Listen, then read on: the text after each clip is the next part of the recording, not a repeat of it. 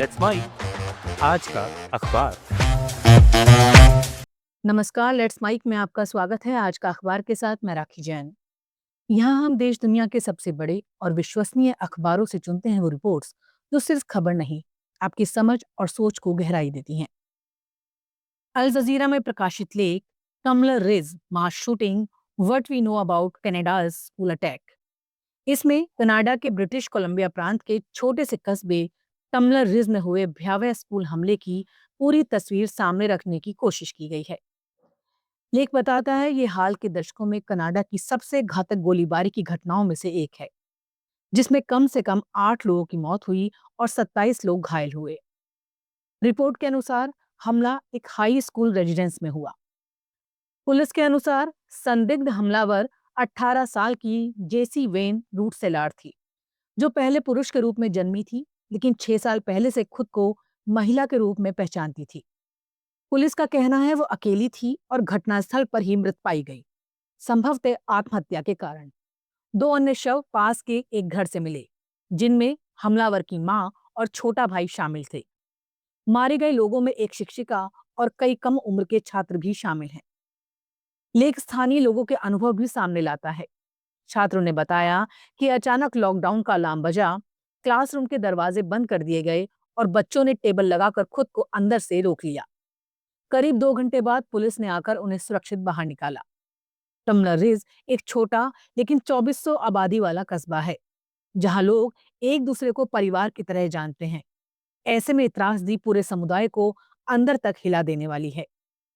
अधिकारियों ने फिलहाल हमले के पीछे की मंशा स्पष्ट नहीं बताई है। प्रधानमंत्री मार्क कार्नी ने अपनी विदेश यात्रा रद्द कर दी और इसे अकल्पनीय त्रासदी बताया। देश भर में सरकारी इमारतों पर झंडे झुका दिए गए हैं। स्कूल को सप्ताह भर के लिए बंद कर दिया गया है और काउंसलिंग की व्यवस्था की गई है। लेख ये भी संदर्भ देता है कि कनाडा में अमेरिका की तुलना में सामूहिक गोलीबारी की घटनाएं कम होती हैं, क्योंकि वहां बंदूक कानून अपेक्षाकृत सख्त है। फिर भी ये हमला याद दिलाता है कि ऐसी त्रासदियां पूरी तरह खत्म नहीं हुई हैं। कुल मिलाकर अल जजीरा का ये लेख सिर्फ आंकड़े नहीं गिनाता, बल्कि दिखाता है कि एक छोटे जुड़े हुए समुदाय में ऐसी हिंसा किस तरह गहरा जख्म छोड़ जाती है, और ये सवाल भी छोड़ जाता है कि आखिर क्यों का जवाब कब और कैसे मिलेगा। लेट्स माइक आज का अखबार। द गार्जियन में प्रकाशित संपादकीय the Guardian view on a made in Europe industrial strategy and idea whose time has come. इसमें साफ कहा गया है कि बदलती हुई वैश्विक परिस्थितियों में यूरोप के लिए अब जैसा चल रहा है वैसा ही चलता रहे वाला रवैया काम नहीं करेगा। संपादकीय की शुरुआत इस संदर्भ से होती है कि यूरोप इस समय खुद को असुरक्षित महसूस कर रहा है।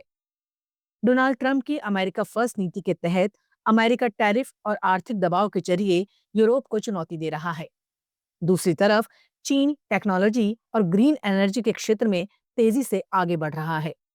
ऐसे माहौल में यूरोपीय नेताओं की बेल्जियम के एक शांत महल में रिट्रीट बैठक भले सुकून दे, लेकिन असली सवाल बेहद गंभीर है। क्या यूरोप अपनी आर्थिक और रणनीतिक ताकत बचा पाएगा? संपादकीय बताता है फ्रांस के राष्ट्रपति Emmanuel Macron made in Europe औद्योगिक रणनीति की वकालत कर रहे हैं। उनका तर्क है जब यूरोप का सार्वजनिक पैसा खर्च हो तो उससे यूरोप की ही इंडस्ट्री, उत्पादन और नौकरियां मजबूत हों। रक्षा क्षेत्र में तो ये नीति पहले से ही लागू हो रही है, जहां संयुक्त रक्षा खरीद में प्राथमिकता यूरोपीय कंपनियों को दी जा रही है। हालांकि इसके विरोध की आवाजें भी हैं। जर्मनी और कुछ अन्य देश चिंतित हैं कि बाय यूरोपियन जैसी नीति से वैश्विक व्यापार पर असर पड़ेगा और दूसरे देश पलटकर जवाबी कदम उठा सकते हैं। कुछ नेता नियमों में ढील और कम सरकारी दखल के जरिए विकास का रास्ता सुझा रहे हैं। लेकिन संपादकीय का मूल संदेश ये है कि आज की दुनिया बेहद लेन देन आधारित हो गई है। जब चीन मेड इन चाइना और अमेरिका बाय अमेरिकन जैसी नीतियों पर चल रहे हैं, तो यूरोप को भी अपने रणनीतिक हितों की रक्षा करनी ही होगी। अगर इसे ग्रीन टेक्नोलॉजी और हाईटेक निवेश के साथ जोड़ा जाए, तो 45 करोड़ लोगों का यूरोपीय बाजार अपनी ताकत का सही इस्तेमाल कर सकता है। कुल मिलाकर ये संपादकीय कहता है कि मेड इन यूरोप अब कोई विकल्प नहीं बल्कि जरूरत बन चुका है। यूरोप को अपने उद्योग, रोजगार और रणनीतिक स्वायत्तता को बचाने के लिए अधिक आत्मविश्वासी और संगठित आर्थिक नीति अपनानी होगी, वरना वो अमेरिका और चीन के बीच कमजोर कड़ी बनकर रह जाएगा। द न्यूयॉर्क टाइम्स में प्रकाशित लेख open AI is making the mistake Facebook made, I quit. इसमें लेखक, जो खुद ओपन एआई में 2 साल तक रिसर्चर रहे, एक तरह से चेतावनी दे रहे हैं कि एआई की दुनिया वही गलती दोहराने जा रही है जो कभी फेसबुक ने की थी। लेखक बताते हैं कि ओपन एआई ने इस हफ्ते चैट जीपीटी पर विज्ञापनों की टेस्टिंग शुरू की और इसी दौरान उन्होंने कंपनी से इस्तीफा दे दिया। उनका कहना है कि विज्ञापन अपने आप में गलत नहीं है, एआई चलाना महंगा है और कमाई का कोई मॉडल तो चाहिए। लेकिन असली चिंता यह है कि चैट जीपीटी के पास लोगों की बेहद निजी और भावनात्मक जानकारी का ऐसा खजाना है जो पहले कभी किसी कंपनी के पास नहीं था।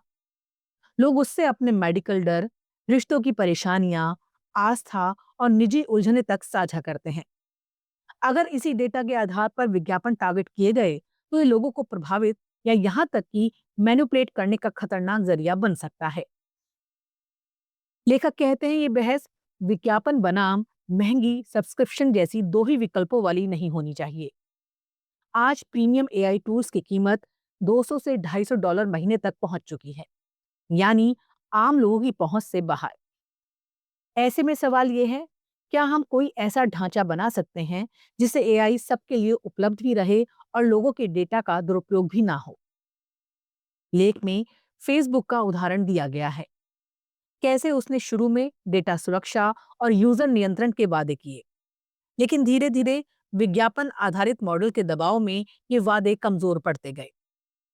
लेखक को डर है कि ओपनएआई भी उसी रास्ते पर बढ़ रहा है, जहां यूजर एंगेजमेंट और मुनाफा सिद्धांतों पर भारी पड़ सकते हैं। यहाँ तक कि रिपोर्ट्स में यह भी सामने आया है कि मॉडल को ज्यादा खुशामदी और निर्भरता बढ़ाने वाला बनाया जा रहा है, जिससे लोग उस पर भावनात्मक रूप से ज्यादा निर्भर हों। लेख का सार यही है कि असली सवाल विज्ञापन हो या ना हो का नहीं, बल्कि जवाबदेही और संरचना का है। लेखक 3 रास्ते सुझाते हैं। क्रॉस सब्सिडी मॉडल, जहां कॉर्पोरेट इस्तेमाल से कमाई कर आम लोगों को सस्ती पहुंच दी जाए। विज्ञापनों पर सख्त और स्वतंत्र निगरानी व्यवस्था और यूजर डेटा को किसी ट्रस्ट या सहकारी संस्था के जरिए नियंत्रित करना। कुल मिलाकर इस लेख के जरिए लेखक ये कहना चाहते हैं कि एआई का भविष्य अभी तय नहीं हुआ है। अगर अभी से पारदर्शी और जिम्मेदार ढांचा नहीं बनाया गया तो ये तकनीक या तो लोगों को मुफ्त में प्रभावित करने का जरिया बन जाएगी या फिर सिर्फ अमीरों के लिए एक प्रीमियम टूल बनकर रह जाएगी। और यही 2 खतरनाक छोर हैं जिनसे बचने की अपील ये लेख करता है। आज का अखबार में फिलहाल इतना ही।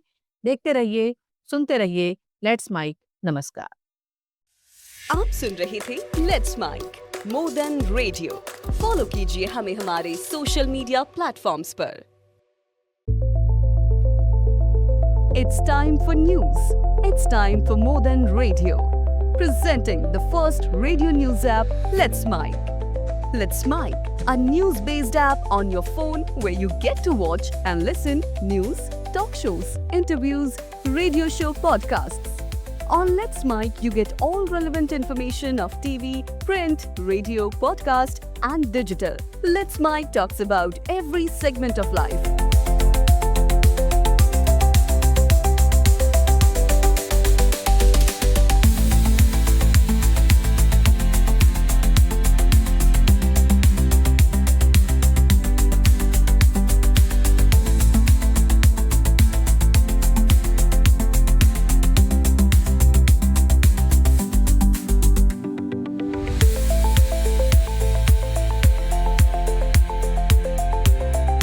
Let's Mic is not just a revolutionary idea. Download the app now from Play Store. Available both on Android and iOS mobile phones. Follow us on YouTube, Instagram, Twitter, LinkedIn, Facebook, Telegram, WhatsApp, Snapchat. Let's talk, let's connect, and let's Mic.